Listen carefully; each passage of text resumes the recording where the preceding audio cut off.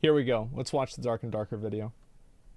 So there's been a new game all the rage recently. Goes by the name Dark and Darker. Definitely and all the rage. Real good. A bit janky, but really, really good. It's been eating up most of my free time over this past week and seems kind of to be a shining example of indie design done right. Every so often, we'll see a small studio come along that just so happens to strike the perfect mix of elements to create something that feels fresh and novel, even if it is just a Dark and Darker is the next Vampire Survivors in that regard.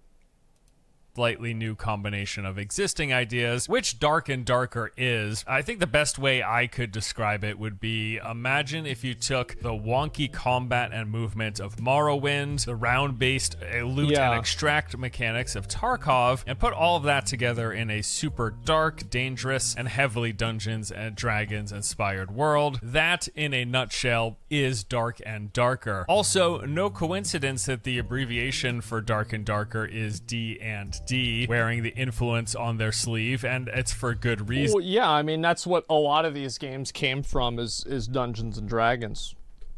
And to me, this game delivers what I imagined in my head when someone first described Dungeons and Dragons. Not in the literal sense. Yeah, I think in a certain way, because like the interesting thing about Dark and Darker is it has so many inconveniences that make the game more interesting. Because usually inconveniences in games just make the game worse. But I think with Dark and Darker, some of them actually make it more interesting. There are a few things that I don't like. For example, I don't like the floor traps. I just find them annoying and like hard to understand and just obnoxious. But other than that, I think they're great. Yeah, the game's great. It's like not the actual tabletop game and rolling the dice and telling a story. No, it's not that, but more so the picture that painted of an adventure through a dark dungeon that's full of surprises, traps, deadly creatures, and other players, all in the search of loot. Dark and Darker really delivers that dungeon diving fantasy. They do a great job of it. So it all starts with the process of selecting a character. Currently, there are 6 in the game. They are the Fighter, Barbarian's the best class in the game. I know some people were curious about what the best class is. It is Barbarian. Rogue, Ranger, Wizard, and Cleric. Like D&D, each of these come with their own distinct strengths and weaknesses. So for example, the Fighter can equip most weapons and armor, he's got well-rounded attributes and can sprint, but he's very gear dependent, pretty weak early on, and he has no spells that he can cast. I wish they gave Barbarian a few more weapon classes that it could use. I feel like whenever I play Barbarian, I'm almost never able to like get a new weapon regularly versus whenever I play Fighter. The Ranger, who's quick with bows, is able to track enemy footsteps and lay traps. However, the Ranger can't equip most melee weapons and has low melee damage, meaning they can be in a bit of trouble if you get up close to them. And then there's the Wizard, can cast powerful spells and meditate to refresh those, but has very slow interaction speed, so that means things like opening doors, which is pretty vital. And I just hope this is 2023's Battle Royale.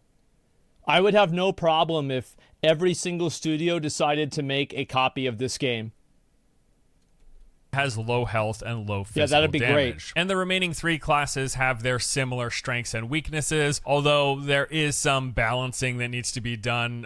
We expect that to happen because after all, the game isn't even released yet. They're just doing early testing, which is pretty crazy for a game that has become so popular so very quickly. Now, since I've been playing mostly solo, I started out with the Rogue. I assumed that was the best bet. They got stealth after all. But later on, I ended up spending a bunch more time with the Wizard and Ranger. And while I like all of them for different reasons, I felt like I've had the most success solo, sneaking, being stealthy, dealing with groups of other players, and dealing with the PvE on the Ranger and the Wizard. It hasn't been as successful for me, at least on the Rogue. But I feel like Barbarian is the best. Rogues are very strong. In fact, I think solo rogues right now are topping the kill leaderboards that they have in the game. So don't think rogues are... I think Rogue is probably the best. The reason why Rogue is also really good is like the gameplay of Rogue is very hard for a mid-skill and low-skill player to play against.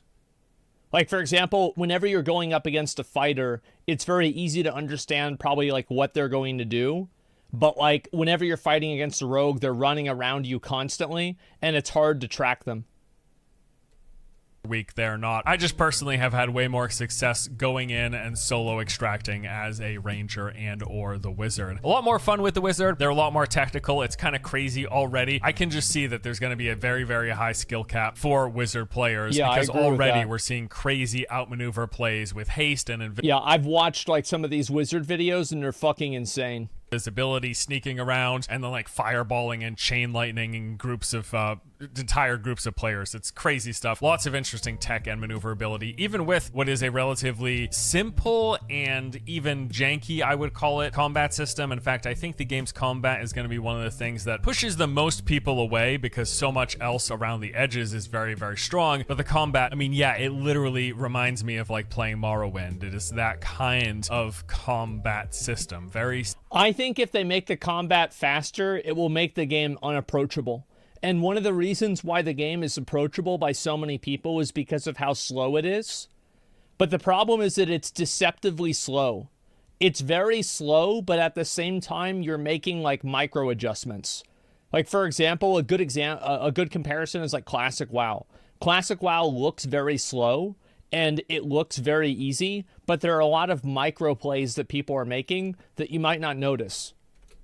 Simple, very basic and bare bones, but it's adequate. It gets the job done as far as I'm concerned. So after creating a character, your next step is to actually select your skills. Every single class has a handful of these, of which you can pick to have 2. So on my ranger, for example, I've been using the field ration, which is a health recovery skill with 3 charges, and quick shot, which fires 3 arrows in quick succession. Both are really strong abilities, and I've enjoyed them for soloing, but I also have access to a multi-shot, a quick fire ability, and the true shot skill, and all of them are viable in different scenarios depending on playstyle. And then after you pick your 2 active skills, you have your perks. These are basically passive buffs that will enhance your attacks, your abilities, and your various spells. Every class looks to have about 9 or 10 of these perks in total, and when you first make your very first character of a class, you will get to pick one of them, and then once you play the game and level up, you hit levels 5, 10, and 15, you can then unlock 3 more passive slots for a total of 4 slots. So on my ranger, I picked the perks that increase headshot damage, bow draw speed, attack power, and bow move speed, but sometimes I'll swap those for some of my other options. Like I've got the option to see recent player footsteps or lay traps faster. I thought that one I can was increase really my good. Hearing distance. Lots of really cool, That's the one I interesting used. abilities. And it does seem that even within the confines of each class, where while each class has their very specific strengths and weaknesses, and they fill certain roles, between selecting what 2 active skills you want and then the 9 to 10 total passives, depending on which 4 you select, there does seem to be a bit of variety to cater to different parts of the strengths of each of the classes, if that makes sense. It just seems like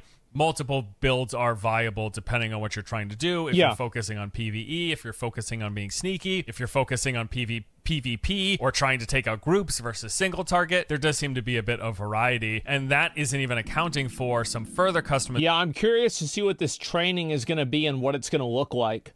Personally, one of the things that I like about the game is the fact that, like, it is very, very simple, but it has complexities to it. One thing that I'd like to see improved is I feel like the weapons and like the armor that you get, it's not transformative enough in many cases. It just gives you like 2% more, attack speed or something like that. It doesn't feel like it really changes your gameplay a lot.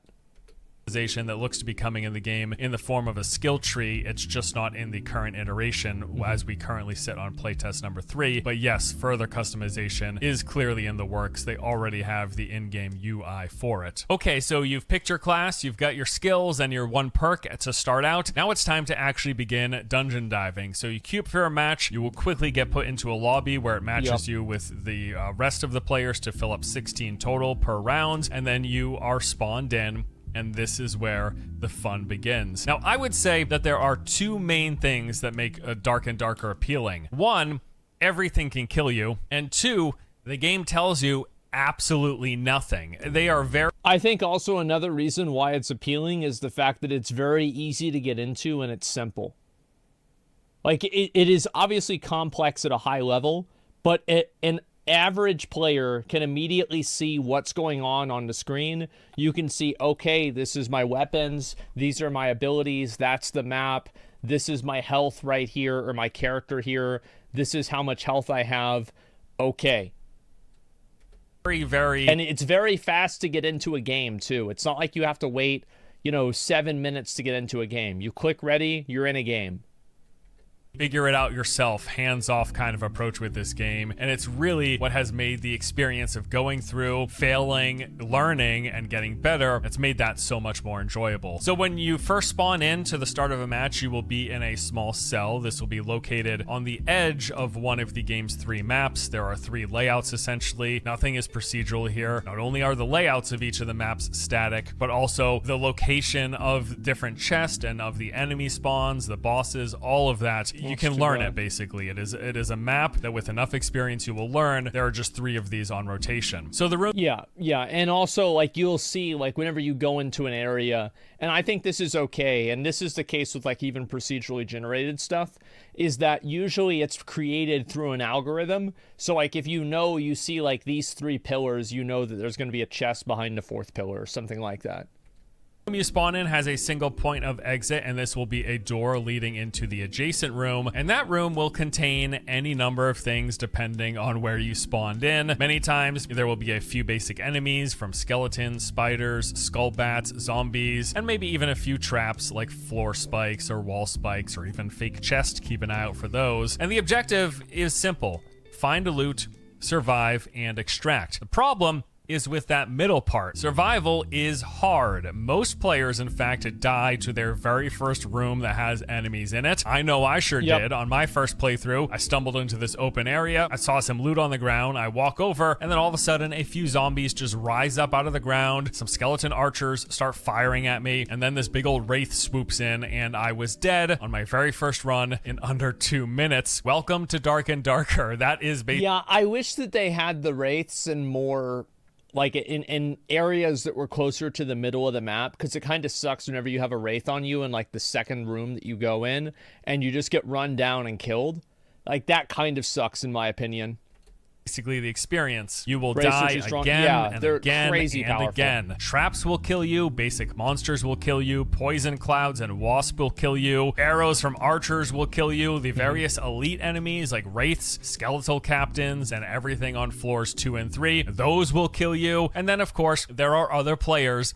They are going to kill you as well. You'll get backstabbed by a rogue, shot in the face by a ranger from across the room, or maybe even through a hole in the door. A barbarian will smash down a wall and 2-shot you with their axe. Invisible wizards will mow you down with their machine gun arcane missiles, or maybe they'll do chain lightning, or maybe a fireball. Lots of ways wizards can kill you very quickly. You are going to die often. That is the name of the game. And the thrill of the whole thing, though, is navigating through that, hiding, sneaking around, collecting your loot, and even doing some killing yourself. And to do so, that basically requires paying close attention. That means paying attention to the environment, seeing if there are any doors open, any torches that are out, which normally shouldn't be, which means a player has doused it, essentially. But most... Yeah, exactly. Map awareness is very important. I think that makes it a lot more interesting, too. By listening. This is definitely one of those games, like a lot of the extraction looter games, that puts an extreme emphasis on audio cues. You're gonna want headphones. You're gonna want this cranked up as loud as possible. If you don't have headphones, honestly, if you're playing with the sound off, you're just putting yourself at a severe disadvantage. Obviously, there is the sound of player footsteps. That is going to be a dead giveaway. But the sound of opening and closing doors, the sound of monsters chasing something, you'll learn what that sounds like, which means there is a player, something that the monsters are chasing, the sounds of torches going in and out, the sounds of players queuing up their different attacks or raising their shield, walking and running. Everything makes a sound. Those sounds are unique and distinct, and when you play the game enough, you will learn them, and that will give you a ton of information. It's basically like having 3D vision, more or less. That's how these games are designed, and Dark and Darker follows in the footsteps. It's the same as a lot of other games. Like, if you played PUBG a lot, like, you would, at the certain point, you would know what guns people had based on the sounds that they made. Basically, of a lot of the other Tarkov likes in that sense. Play, listen, and learn. In doing so, you're just going to get infinitely better at survival. And that is actually what I found to be one of the strong suits of solo. I've seen a lot of complaining in the community already, asking for solo queue. I don't even know how necessary that is. I feel generally at an advantage, and I've gotten a lot of extractions because as a solo player, I can listen. And teams of 3, it's impossible. Okay. You could do it, but for the most part, in my experience, it is impossible for a team of 3 to remain wholly silent. And you hear a team of 3, you know it's a team of 3 because you can hear 3 sets of footsteps, multiple different attacks. It's pretty obvious. And then it's totally up to you what you do. If you feel confident, if you're well geared, if you feel capable of taking on multiple. I don't feel like there's any advantage to not having a solo queue. Yeah, I don't feel like not having solo queue makes the game better.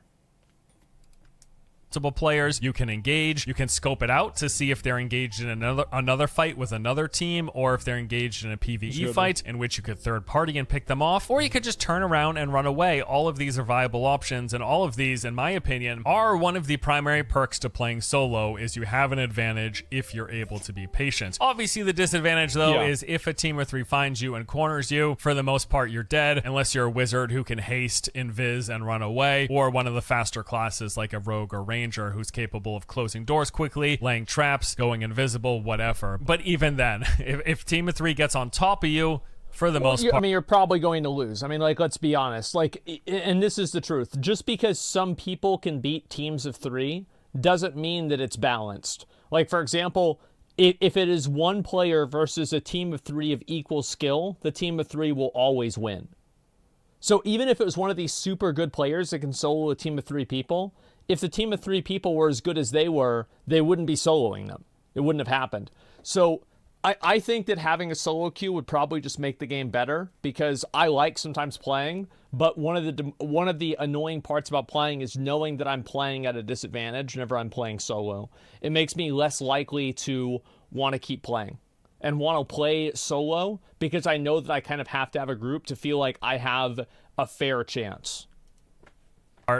Unless you're a wizard, you're probably going to die. Or you can just outplay them and take them out, which is certainly a possibility. I will say, for all of the ragging I've done on the combat, and I know I haven't been very descriptive, it's just a very basic, every single weapon type in the game will have a variety of sort of combo attacks where basically you have 1, 2, or 3 swings. And as you chain these will attack in different directions and different types, be it stabbing or slashing or smashing or whatever, at different angles. And then once you learn the attack pattern of the weapon type that you are using, that's it. Like, that is the extent of the combat system. Now, the skill essentially comes how you manage your timing of things, when to engage, and moving in and out of range of stuff. You can outplay other people basically by outranging or outmaneuvering their abilities. But in terms of the action, I'm actually curious, why do people think solo queue is bad? Yeah, what is the argument against solo queue? I don't understand. It splits player base?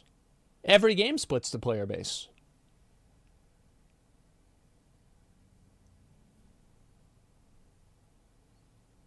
Yeah, I what does that mean? Not as fun sometimes? Then don't queue it. It's not how it was designed. I don't know. I mean, I feel like if a lot of people want something, maybe the developer should take that seriously. They underestimate how many of us play solo. I don't play the game because of that. Good luck to them. Yeah, the map and classes are balanced as a team game, so just rebalance the game for solo play. Like, I like, how is this, like, I'm this is not impossible to do. Again, fuck up the market? Yeah, I would say so. I think that having it be balanced around solo players is better than having it be balanced around a group of 3. Yeah, definitely. It's a dumb take. It's not dumb at all. I mean, the truth is that most people want to be able to play solo. Like, that, because it's the most common denominator. Every single person who plays the game is playing individually. Not every single person that plays the game wants to play in a group of 3. It's simple. Like, how many of you guys were going to play the game or did play the game, but you stopped playing it because you kept getting killed by groups of 3 people?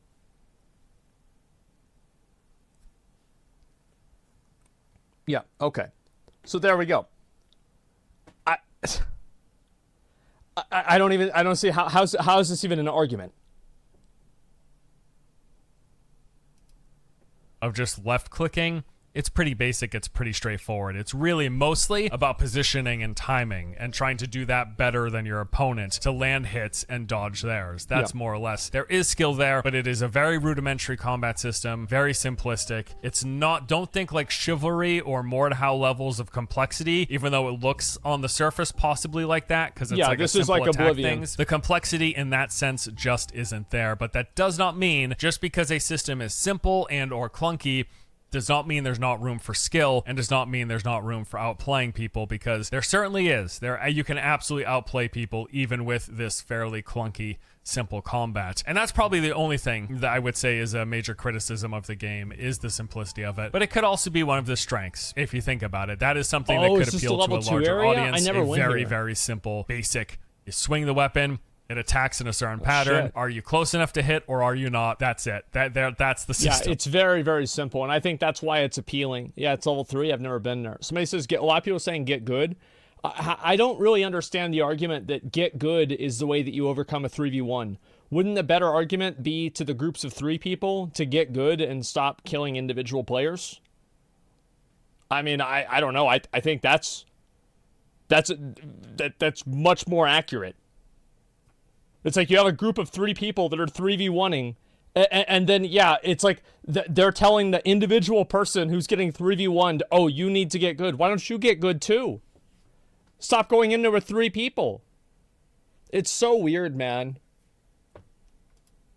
So as I mentioned earlier, there are currently 3 maps in the game. I wouldn't be surprised if they add more eventually throughout the course of development, but right now there are 3. Each of them have a different layout and main rooms, but more or less the structure is the same. You're in a dungeon with a lot of small, tight corridors, interconnected hallways. There are a few larger rooms on every map. They're kind of more set piece areas, and then doors leading in and out of those with the occasional hidden passage or wall here and there. One thing I do really like about a few of these maps is there is a ton of verticality. There are even a few large rooms that have like 3 to 4 tiers of them, so quite a bit of height verticality that you can take advantage of, especially if you happen to be playing. Yeah, I've watched a number of videos of people that take advantage of the verticality, and it's pretty fucking impressive.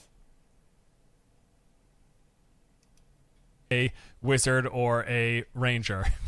Being on the top level while there's a team below you, that's good fun, yeah. So as you're going throughout all along the way, beyond the dangers of enemy NPCs, traps, and other players, is the loot to collect. You will find loot on corpses, in chests, by breaking barrels, crates, and vases. There's loot on the floor, on bookshelves, on tables. There's loot everywhere. Some of it you can use, so there are weapons and armor to find. These will come in various rarities, from gray up to orange, I think is the highest tier that I've seen. This gear will come with different stats and bonuses. Well, actually, no, there's one level above orange, right? There's like the unique artifact level gear, and I think you can only get that from like the bosses in the highest level. So the game's got your basic RPG stats like strength, agility, willpower, and then there's knowledge and resourcefulness, which that has to do with the speed in which you like interact with things, open doors. And then also some of the items will come with perks and additional bonuses, giving like a % boost to either offensive or defensive stats. And then there are consumables like potions, bandages, health kits, campfires, and throwables, as well as treasures. These are items that are of high value for trading. You can sell them to the game's vendors, basically to get a currency that lets you buy stuff that they sell. So you're in the dungeon, you're trying to survive, you're collecting loot, and then comes the battle royale mechanics. Every few minutes, a circle of what I assume are locust or some dungeon bug grows smaller, forcing you and everyone else on the map into an ever-shrinking area. Funny enough, with how dangerous and deadly pretty much everything else is in the game, the circle mechanic is an exception. It is on the lighter side compared to most battle royale games that I've played. Not that this is a battle royale. Yeah, it doesn't really do that much damage. You can play outside the circle a lot more than you could in like Fortnite, because I think one of the differences, and I'm not 100% on this, but I feel like this is the case, is like, you remember the Fortnite circle? Like, if you were outside of that in like the final circles, you were just fucking dead. Like, you were getting ticked for like 20 damage a second. Dark and Darker isn't that punishing. It just has that circle mechanic, which kind of just puts a sense of urgency into the dungeon diving and exploring. But yes, there is a circle mechanic. It will continue to close. It does so in stages, getting smaller and smaller each time until the final stage where it will engulf the floor entirely. How do you deal with this? Well, through the portals. In each match, after a certain amount of time, portals will start sprouting up that have two different variants. There is the escape and the descend portal. I was about to say. Opening an escape portal will teleport you safely with all of your loot back to the tavern, and the down portal basically takes you further into the dungeon. Although I don't want to spoil this particular part of the game for you, just because it was a really fun surprise on my first time through a down portal. Let me just say, I was not prepared for what awaited me below. But let's assume... Yeah, my understanding is that if you want to go down into the bottom portals, it is way fucking harder. That as you're starting out, the first few times you actually make it and survive to an escape portal, that you'll actually just take it, which is exactly what I did. Well, in that case, congratulations, you survived, at least for now. So you're going to be taking all of the stuff that you have on your character with you, and then anything that you don't want to actually physically use for your next round, you can either sell off to one of the 12 merchants in the game. They sell an assortment of items that are on a rotating stock. Some of them will buy any gear or treasures that you don't want to keep, giving you gold in return that lets you buy whatever it is you do need. You will regularly be purchasing consumables for sure, things like health potions and bandages, as well as any gear for new characters, because yes, you're gonna die a lot. You might not even make it to an escape portal your first through playthroughs, in which case your inventory gets wiped, all of your gear that you collected and any items is gone, and you start with a basic fresh character. Any currency or... I don't think it's that big of a deal to lose a bunch of stuff, because again, like, the powerful gear isn't like, it's a lot better, but it's not like it doesn't change your life. You're usually doing about the same stuff no matter what, you just do more damage. Extra gear that you find and take out by extracting, at that point, again, you can use it, or you can put it in a stash, which will then be accessed by your refreshed character whenever you do happen to die. And then you do this again and again and again, and that is the loop, what's often referred to as the Tarkov-like loot, survive, extract, repeat. That whole process is very enjoyable, I think largely because all of the dangers and the stakes are so high that there is a level of tension every round, and it feels very rewarding when you extract. Even if I just go in and I encounter only one player, even just going through that process and getting out with like half of an inventory of stuff. Well, I think that it's always going to be thrilling in a way because you don't know if you're going to encounter that player or not.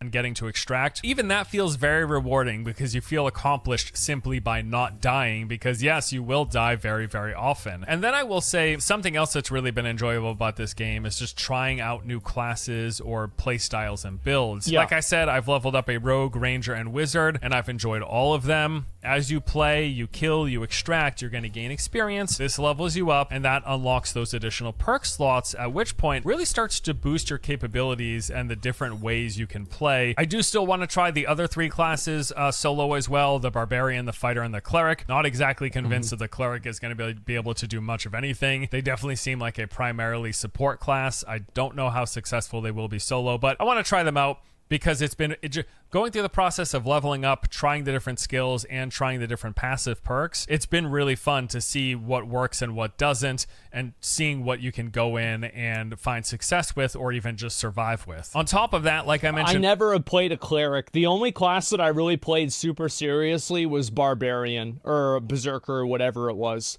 I thought that was the coolest one, and like once I got enough gear, I could pretty much like one or two shot some of the skeletons with the axe. That's what I like the most. Earlier, there is still an entire progression system that's not even in the game. This looks like a skill tree of sorts, and that will be coming presumably in later updates, but they already have the UI for it, so clearly they've got plans for additional customization and additional tailoring of builds. So if I would also say that I think that the game, I hope that they don't make it too complex, because I think that one of the reasons why Dark and Darker is successful is because it's simple. I think that instead of just like making it more complex, they should add nuances into it inside of the game and inside of the matches that makes it more interesting too.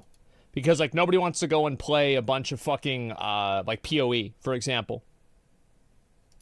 Were to boil Dark and Darker down, I would say this. The pros of the game are it has fantastic immersion and sense of adventure. Like I said before, it really feels like a true D&D experience. It is such a great job of delivering and executing on the dungeon diving fantasy. It's really awesome. I think it's been fun to try the variety and tinker with the different classes and builds, and the whole loop of bringing this D&D fantasy into the Tarkov go in, loot, survive, extract, that just feels really good and is really fun. My biggest cons: super clunky, simplistic combat, and class balance seems way out of whack. Now, the good news is that the game hasn't even launched yet. So where they're at is... I mean, exactly. I mean, they're listening to the player base. They've probably already watched this video. The devs have already watched this video.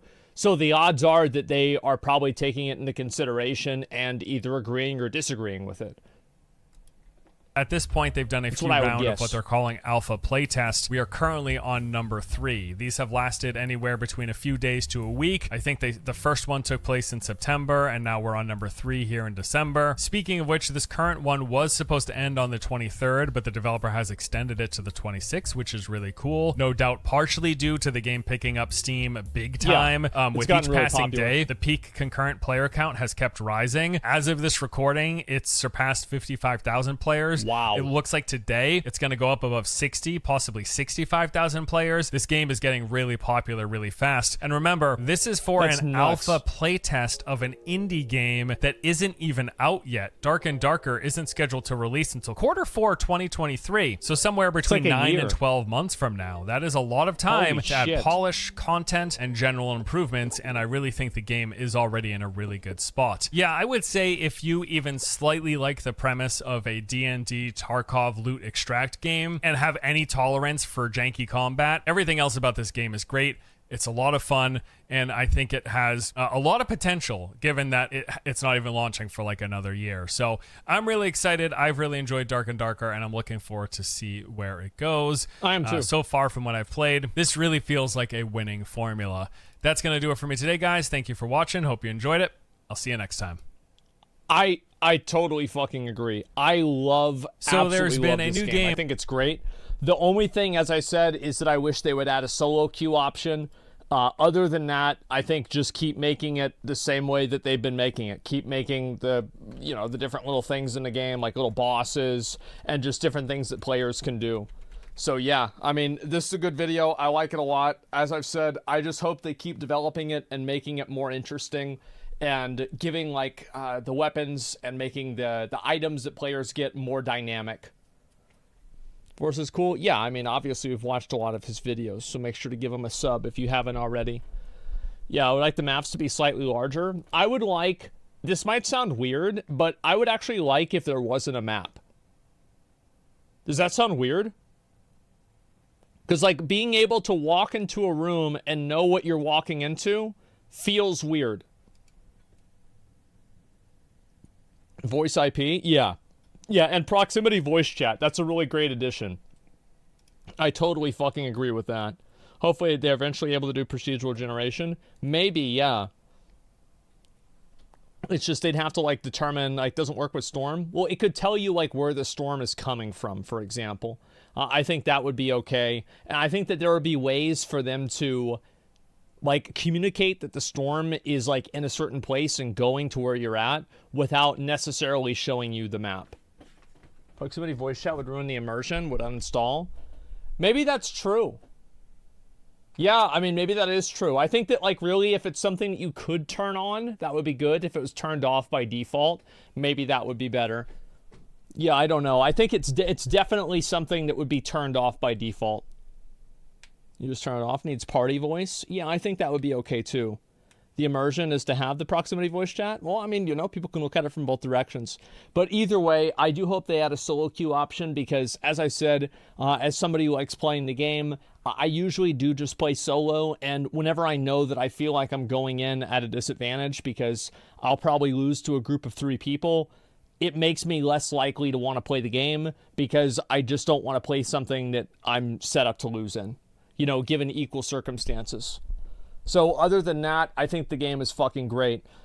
I love the way it plays. I like feels like fast-paced combat and slow enough to be D&D dungeon diving. Yeah, exactly. I think the slowness of the combat is actually one of the reasons and ways that it's very appealing, is that people can clearly see what's happening.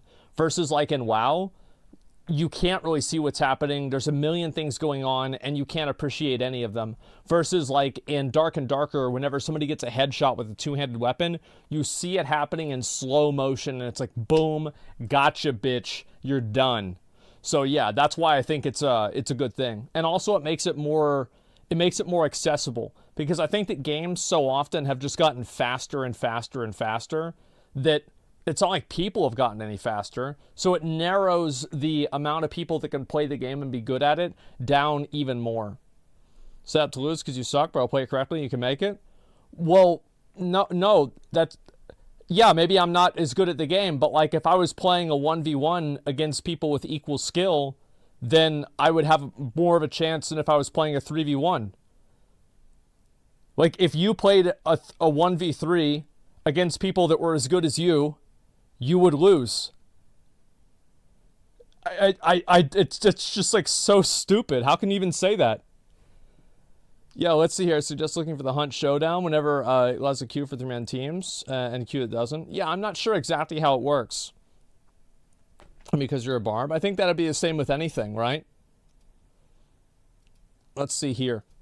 And should let sucky people enjoy themselves in the game to seem more equal? Yeah, that's true, right? I mean, because a lot of people aren't very good at the game. Like, most people are probably around, like, bronze and silver rank in, like, any competitive game. So if bronze and silver rank gameplay isn't fun and it's not rewarding, then the game's gonna die. It just makes sense. People just love arguing with you? Yeah, I think that's true.